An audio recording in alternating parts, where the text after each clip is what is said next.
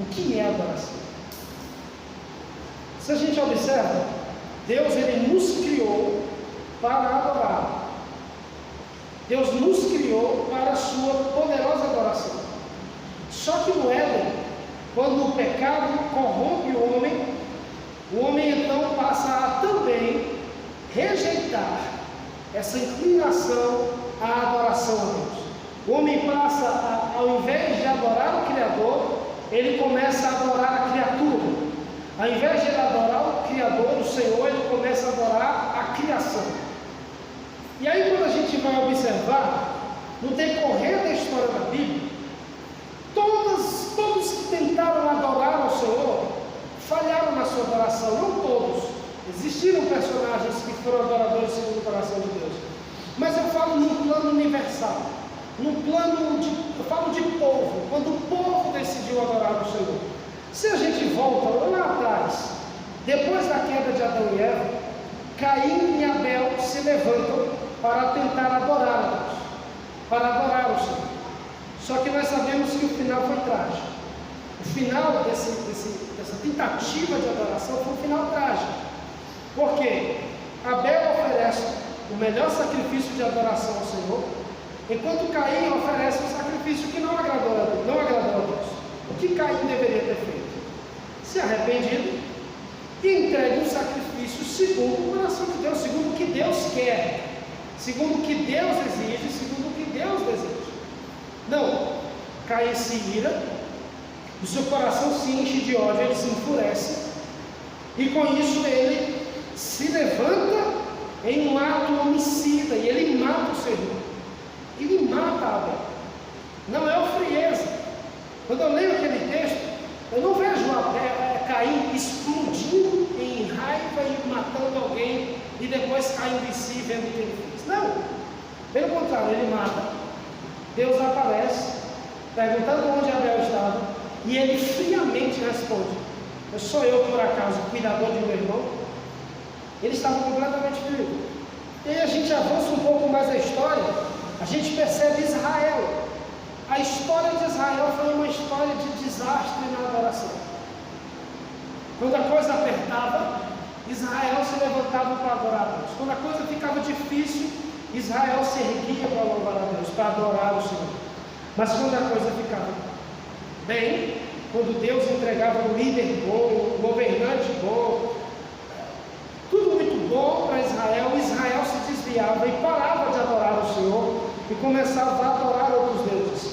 Então nós vemos Adão sendo infiel na adoração, Abel e Caim sendo infiel na adoração, a geração de Noé sendo infiel na adoração. Nós vemos os israelitas em um alto e baixo, sempre se levantando e caindo, ou seja, prestando uma adoração infiel a Deus. E aí nós vamos para os tempos de Jesus, nós temos judeus e gregos. Judeus afundados em uma hipocrisia tremenda. O que é hipocrisia? Falsidade, dissimulação. Os judeus eram dissimulados. Os judeus eram crentes falsificados. E quando eu falo crente, eu não estou falando evangelho. Crente no sentido que crê. Eles criam em um Deus, mas o seu coração, na verdade, era um coração semelhante ao sepulcro caiado, como o Senhor próprio fala. Por fora tinha a aparência da adoração, mas por dentro só havia morte. E por outro lado, a gente vê os gregos na época de Jesus eram tomados por um profundo desejo e prática idolátrica. Eram idólatras, adoravam vários deuses. Agora, tem duas coisas em comum em todos estes que eu falei: Adão, Abel e Caim, a geração de Noé, os israelitas, os judeus, os gregos, têm duas coisas em comum. A primeira, todos carregavam uma inclinação para a adoração. Não há um ser humano que não tenha essa inclinação. Todo ser humano deseja adorar a Deus por causa da graça que está sobre a terra. A presença de Deus na terra faz com que o ser humano lembre que existe um Deus, e esse ser humano deseja adorar esse Deus.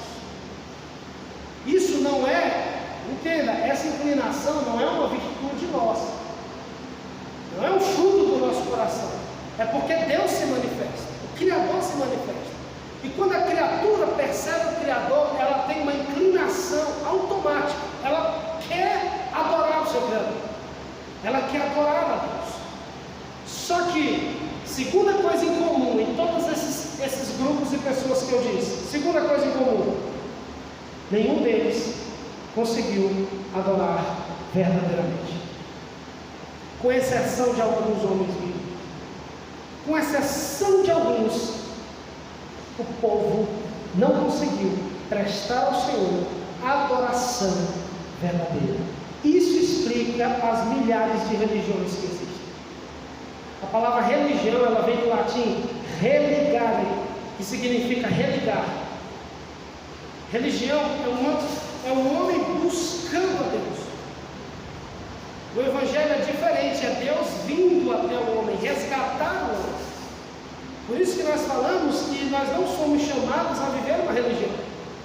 Nós somos chamados a viver um novo estilo de vida. O cristianismo é uma nova filosofia de vida, é um novo estilo de vida, é uma nova maneira de pensar. Não é uma busca por religação, mas é Deus que nos religou com Ele por meio de Jesus Cristo. As milhares de religião são nada mais, nada menos do que pessoas inclinadas a adorar a Deus, querendo cultuar, querendo adorar a Deus, mas por estarem corrompidas pelo pecado, acabam adorando outras coisas. Acabam servindo a outras coisas. Acabam se rendendo a outras coisas. E o que pode mudar nessa história toda foi o que eu, certa feita, evangelizando uma pessoa muito religiosa. E eu disse assim para ela disse assim, olha, eu fico confuso. Eu fico muito confuso, porque existem muitas religiões. E eu tenho a minha religião, mas eu não me sinto seguro na minha religião. E se eu estiver na religião errada, ia me carregar essa angústia dentro dele. E eu disse para ele, tudo se resolve quando você para de buscar a religião e corre em busca da verdade.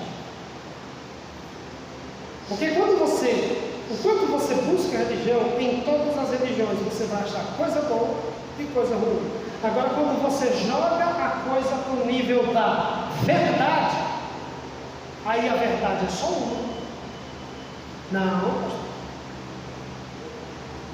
pastor. A geração de hoje diz outra coisa. Irmãos, a geração de hoje fala uma coisa tão absurda. Quando eu falo geração de hoje, eu não sou velho, não. Acho que dá para ver que eu não sou velho. Mas eu gosto de estudar coisa velha. Filosofia, coisa antiga. E se tem uma coisa que os grandes cientistas do passado, se viessem para cá hoje em dia, iriam ficar assustados, é com essa história de verdade relativa.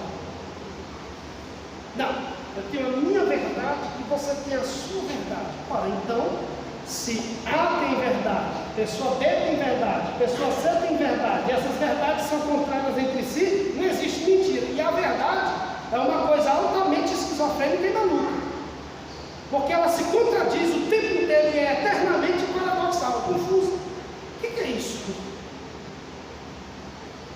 Quando duas pessoas afirmam uma mesma coisa, existe uma verdade e existe uma mentira. Se alguém olha para o sol e diz, isso é uma lua.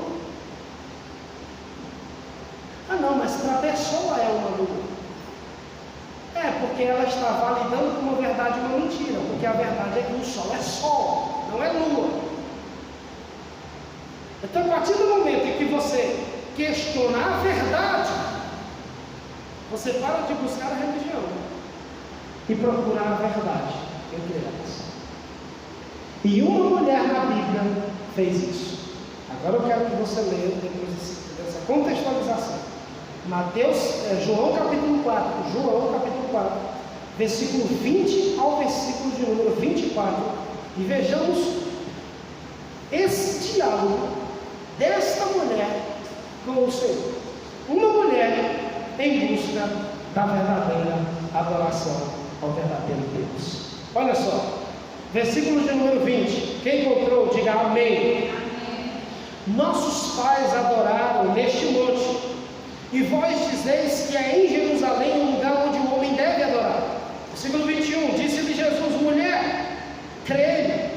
E a hora vem, e que nem neste monte, nem em Jerusalém, adorareis ao Pai.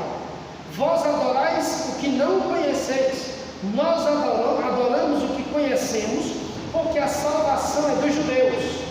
Mas a hora vem, e agora é, em que os verdadeiros adoradores adorarão ao Pai em espírito e em verdade, porque o Pai procura a tais para adorá-lo. Deus é espírito, e os que adoram devem adorá-lo em espírito e em verdade. Espírito Santo, ilumina nossas mentes para entender esta palavra e compreender a verdade da verdadeira adoração, em nome de Jesus. O que é adoração? Vocês percebem? Vamos analisar esse diálogo. Faz agora uma conexão com tudo que eu estava dizendo até agora. O homem inclinado à adoração, porém, por causa do pecado, acabando adorando outras coisas e não Deus. Aqui está uma mulher. Deixa eu explicar quem é essa mulher. Ela é uma samaritana. A maioria aqui já conhece essa história. Jesus vai até Samaria, em um poço, o poço de Jacó.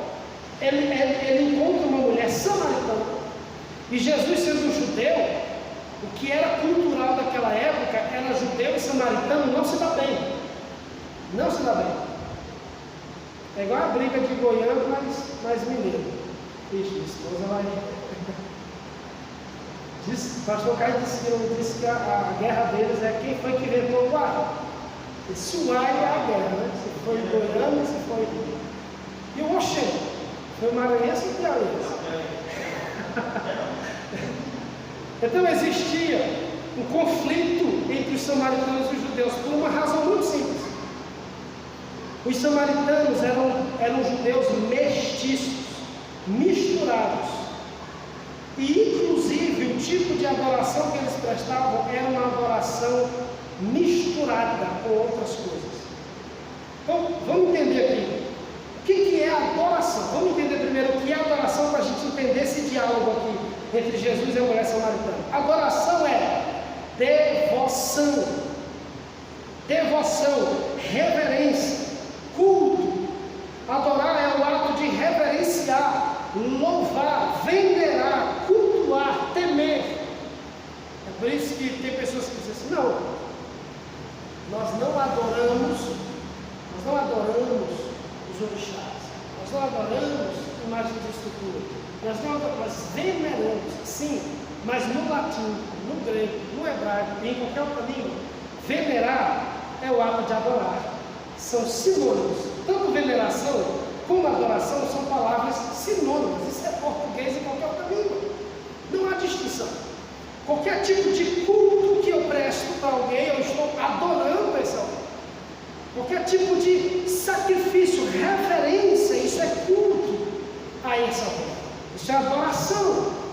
Então adoração é isso. Então a pergunta dessa mulher, acompanhe comigo, não feche a sua Bíblia, versículo de número 20, ela começa um assunto com Jesus sobre adoração. Ela diz: nossos pais adoravam nesse monte, mas vocês dizem que é em Jerusalém um lugar onde o homem deve adorar. Versículo 21, disse-lhe Jesus: mulher, crê-me, a hora vem em que nem neste monte nem em Jerusalém adorareis o Pai.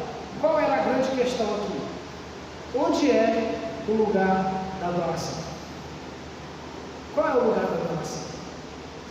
Qual é o lugar certo de adorar? Para os samaritanos, era no monte de Samaria. Lá tinha um monte até hoje. Sugiro para você pesquisar no YouTube um canal chamado Israel com a Língua e procura lá, os samaritanos. Você vai ver, até hoje eles adoram nesse monte. Uma montanha que tem lá. E lá eles cultuam a Deus.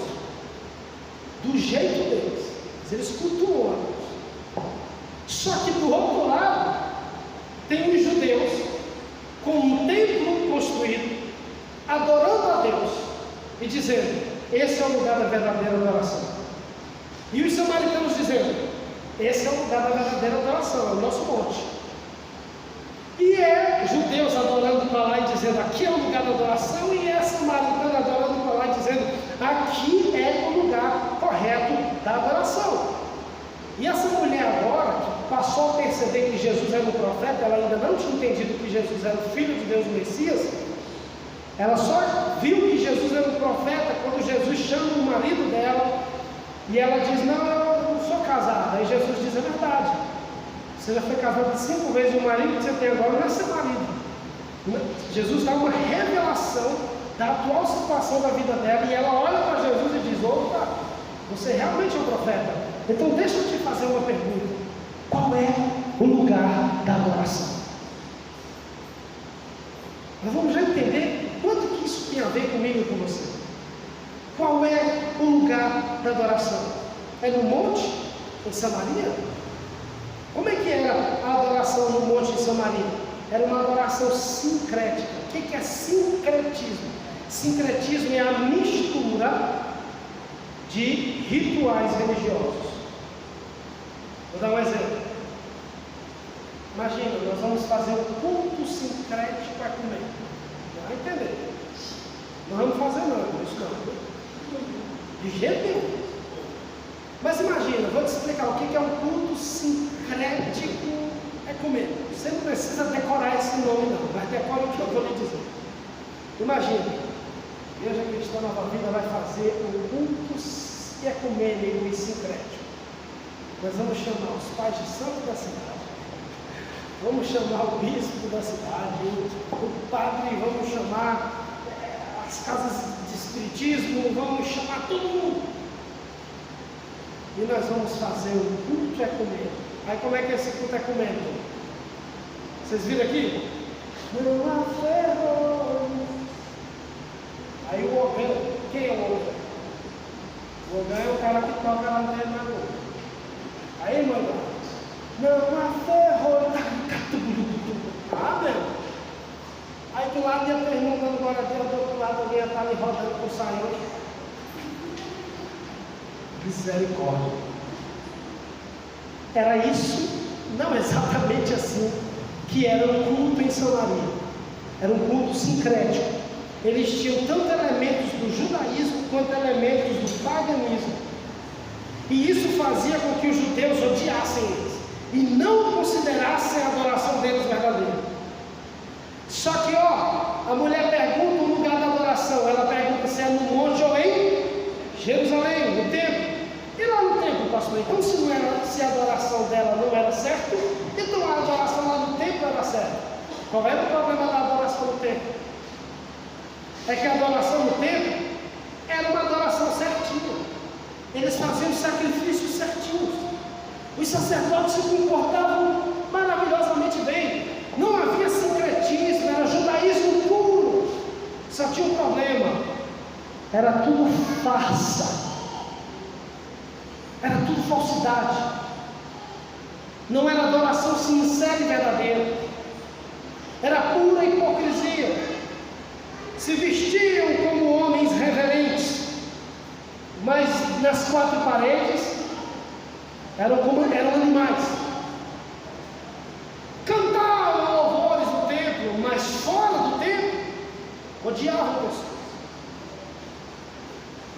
Como resolver isso, irmãos? Percebe? Nós estamos diante de uma situação em que, de um lado, tem um povo adorando a Deus, porém dando uma adoração que Deus não gosta, que é essa adoração misturada. Do outro lado, tem outro grupo prestando uma adoração a Deus que Deus também não gosta, porque é uma adoração hipócrita, mentirosa. Tem uma vida lá fora e aqui dentro tem outra. Qual é a saída para isso? Jesus dá essa resposta para essa mulher. Essa é uma mulher que estava buscando uma resposta verdadeira. Essa mulher realmente queria adorar a Deus. E ela estava diante de um profeta que nunca havia dito tamanha coisa para ela. E ela disse, essa é a chance. Essa é a chance de eu saber qual é o verdadeiro lugar da adoração. Quem está ouvindo essa palavra, diga amém. Amém. Não perca a sua atenção. Onde é o lugar da adoração? No monte dos samaritanos?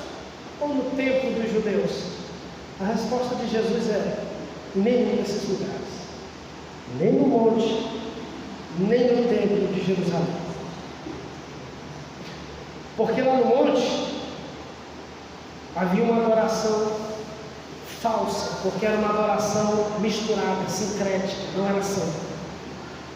Lá no templo tinha uma adoração com formato de santo, mas impuro por causa da hipocrisia.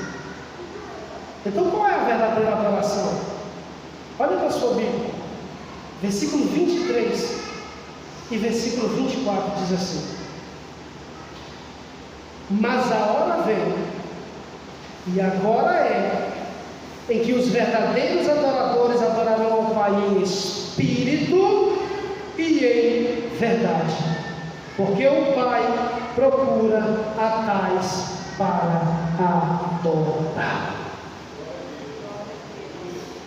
Qual é a adoração verdadeira? É a adoração completa. O que é adorar ao Pai em espírito e em verdade? Como que os samaritanos adoravam ao Pai? Eles adoravam sem conhecimento bíblico. Eles não conheciam de verdade o Deus de Israel, porque se eles conhecessem, eles não misturavam a adoração deles. Então era uma adoração não baseada no entendimento, mas uma adoração baseada no espírito. E não mistifique a palavra espírito.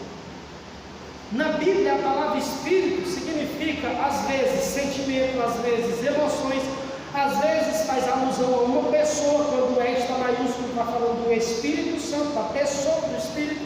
Às vezes está falando do nosso interior, às vezes alma e espírito aparecem com o mesmo sinônimo, a mesma coisa, outra vez aparece separado. Você precisa contextualizar a palavra espírito no texto, para você entender do que a Bíblia está dizendo. E aqui é como se o Senhor estivesse dizendo: o Senhor está à procura de adoradores que adorem em espírito, como os samaritanos, e em verdade, como os judeus. Os judeus adoravam em verdade porque eles adoravam baseados na Escritura, na Torá, no Antigo Testamento, na Bíblia. Era uma adoração ortodoxa. O que é a palavra ortodoxa? Reta. Era uma adoração correta, mas corrompida pela falsidade e ausência de espírito. Não havia vida. A palavra espírito significa sopro, ar, vento. Não havia vida na adoração judaica. Não havia vida, não havia coração, não havia sentimento. Havia ritual morto, cerimônia morta e vazia. Por outro lado, nós temos os samaritanos que tinham vida, espírito, que tinham lágrimas, que tinham choro, que tinham vigor, que tinham sinceridade, mas não tinham verdade. Não havia conhecimento da verdade. Não havia a revelação de Deus, e por isso eles acabavam misturando todas as coisas. Isso explica, você vira, por exemplo, tirar aqui para não dar problema, você vira, por exemplo, para um babalorixá, um pai de santo. Se você disser assim para ele: olha, você está adorando o diabo, você vai levar um tapa no teu ouvido. Ele vai dizer: respeita a minha fé, porque na cabeça dele, ele adora Deus.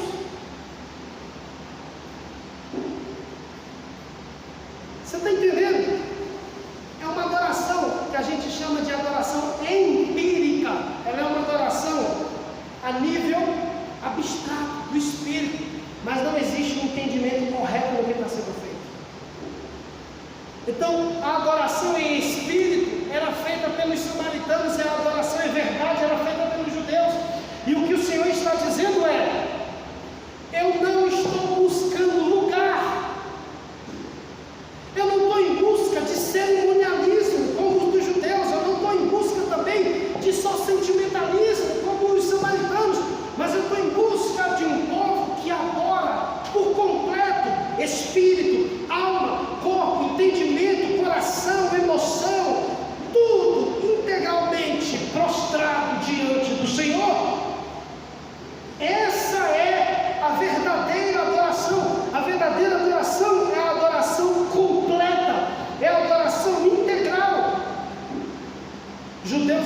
samaritanos entregavam uma adoração insatisfatória. Mas o povo que Jesus estava levantando era um povo que adoraria satisfatoriamente, porque era um povo que iria adorar no Espírito, baseados na verdade revelada em Jesus Cristo. Aleluia. Deus está em busca de uma adoração verdadeira. Deus não está em busca de uma falsa adoração. E agora, nós vamos puxar essa conversa aqui para a gente. Será que nós também não estamos cometendo os mesmos erros que os samaritanos e os judeus? Porque qual é o cenário hoje?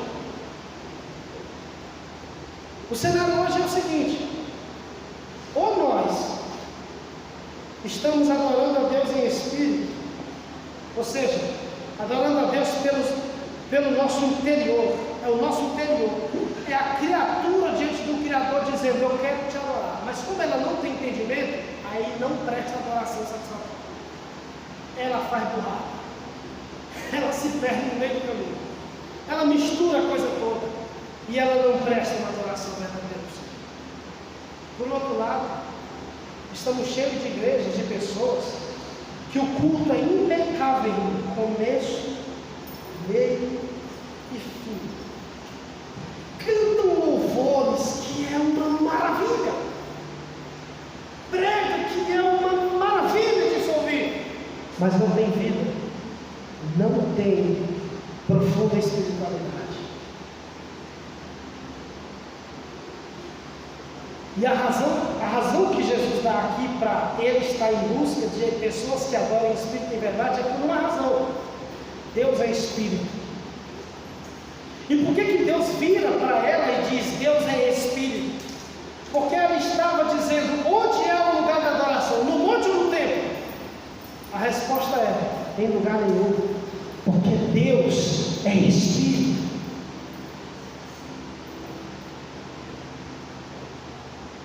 Não adianta pecar a semana inteira e na sexta-feira botar um hino bonitinho: Deus proverá. Proverá o quê? A sua semana inteira fazendo burrada,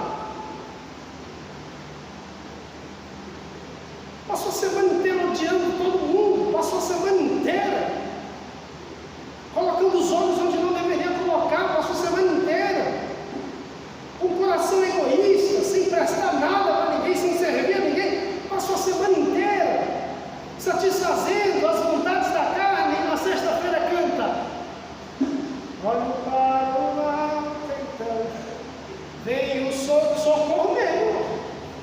Realmente precisa de socorro. Não adianta achar que um ritual vai fazer com que o Senhor olhe para você e diga: você é adorador e eu recebo a sua adoração.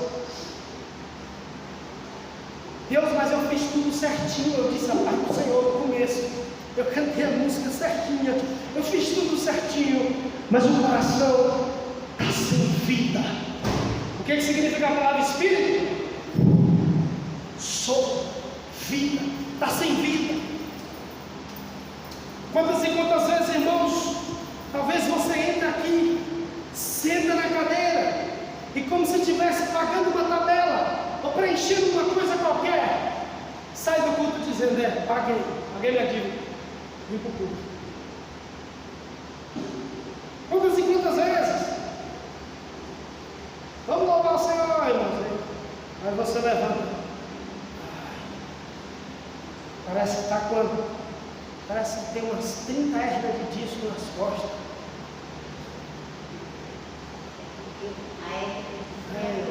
Vamos cantar, irmãos. Olha aí quem está aqui na frente, querendo cantar com alegria. A alegria está no coração. A igreja, vamos ver a igreja. Misericórdia.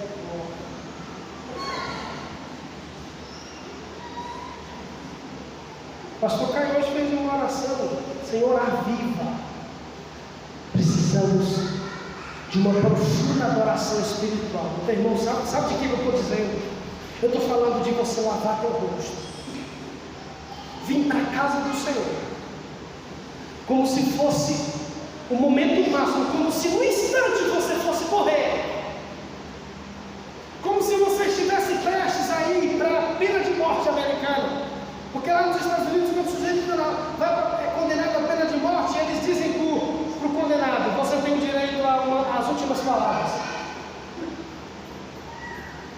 Considere o culto como se fosse o direito das últimas palavras. É o teu último culto. Aleluia. Isso significa que você tem que deixar de lado, irmão, tudo, para adorar o Senhor, para dizer o quanto Ele é bom, o quanto Ele é lindo, o quanto Ele é justo, o quanto Ele é tremendo, o quanto Ele é maravilhoso, o quanto Ele tem sido bom para nós. Mas não esqueça que essa adoração ela também tem que ser em verdade. Também não adianta você banhar a tua cadeira de lágrimas, cantando Yeshua, cantando Pai Nosso, se a tua vida lá fora não é igual a que você tem aqui dentro. Adoração não é emprego que tem carga hora, que tem tempo, cronograma de trabalho. Eu entro 7 horas e saio. Adoração é feita por quem é em tempo integral adorador.